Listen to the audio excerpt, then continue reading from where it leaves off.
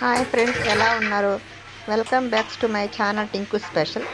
ఈరోజు టింకు స్పెషల్ నేను మీకు అధికంగా కాల్షియం ఉండే ఒక పక్కెల కూరను మీకు ఎలా తయారు చేయాలో చూపిస్తాను. దీనికి మనం ఒక 100 గ్రాములు ఆయిల్ వేసుకోవాలి. ఆయిల్ కొద్దిగా ఎక్కువగానే పడుతుంది. తర్వాత ఒక పావు కేజీ ఉల్లిపాయల్ని కట్ చేసుకొని వేసుకోవాలి. ఒక 50 గ్రాములు పచ్చిమిర్చి కట్ చేసుకోవాలి.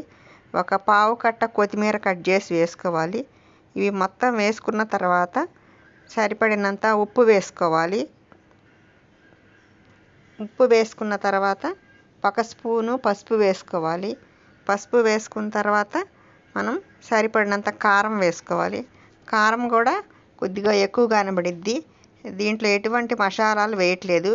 ఓన్లీ ఉప్పు, పసుపు, కారంతోనే వండుతున్నాను. 3 స్పూన్లు కారం వేశాను. ఆ తర్వాత మేము పక్కెలు ఒక 200 రూపాయలు తెచ్చుకొని శుభ్రంగా మార్కెట్లో కడిగించుకొని మళ్ళీ ఇంటి దగ్గర మేము పసుపు, మజ్జిగ, ఉప్పు వేసి శుభ్రం కడుక్కొని పెట్టుకున్నాము. పక్కెలు అవి 200 రూపాయలు పక్కెలు అన్నమాట.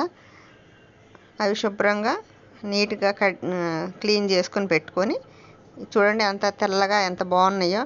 మీరు కూడా అలా తెచ్చుకొని క్లీన్ చేసుకుని పెట్టుకోవాలి.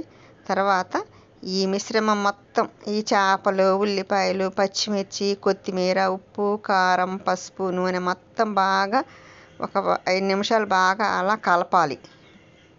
కలిపితే ఉప్పు, పసుపు, కారం అంతా దానికి పట్టిద్ది.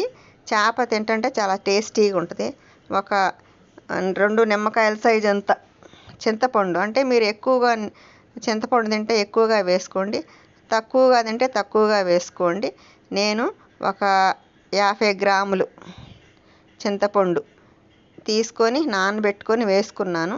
మీరు కావాలంటే ఒక 100 గ్రాములు కూడా వేసుకోవచ్చు.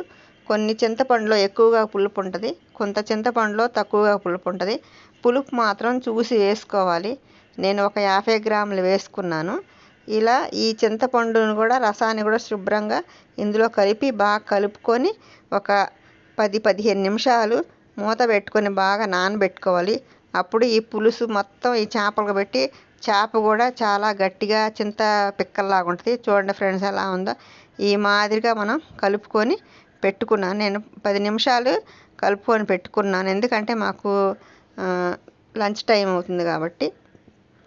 తర్వాత ఇలా కలిపి పెట్టుకున్న తర్వాత ఇంకా పొయ్యి మీద మనం మీడియం ఫ్లేమ్ మీద చక్కగా ఒక కింద కొద్దిగా అడుగంటినట్టు ఒక 20-25 నిమిషాలు మీడియం సెగ మీద ఇలా ఉడుకుంటే ఏ చేప ఇంకా కదిలించకూడదు, చూసుకోవాలి మధ్య మధ్యలో.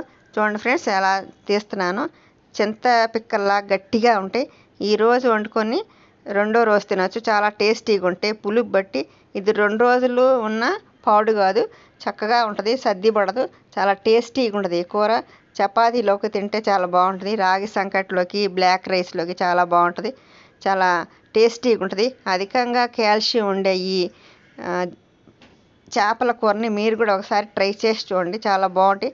Share, like, subscribe my channel, comment please. Thank you friends, thank you.